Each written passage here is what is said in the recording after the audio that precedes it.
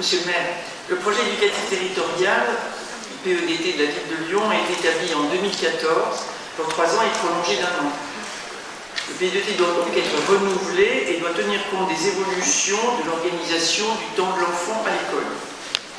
Il est en quelque sorte la compilation des dispositifs et dispositions débattus et actés lors du conseil précédent, la nouvelle organisation du temps scolaire en mars, la tarification du périscolaire en mai, le règlement intérieur des activités municipales dans le cadre de la semaine de l'enfant à l'école en juillet.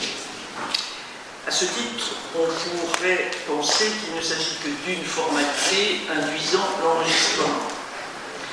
Nous tenons à rappeler que notre groupe a voté pour la délibération de mars parce qu'il s'agissait d'acter le résultat de la consultation des 167 conseils d'école et le choix majoritaire de la semaine de 4 jours.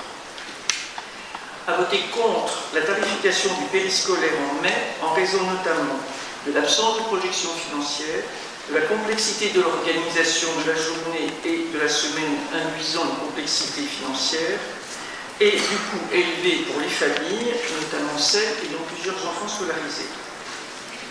Enfin, s'est abstenu sur le règlement intérieur, évoquant de nombreux points, dont la responsabilité du référent de l'éducation de proximité, le nécessaire règlement unique entre périscolaire municipal et périscolaire associatif, le remboursement en cas de grève, d'autres points également. Je ne citerai pas tous, je renvoie mon intervention du mois de juillet.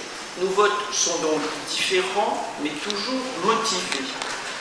Et je redis mon regret du séquençage de la refonte du temps à l'école.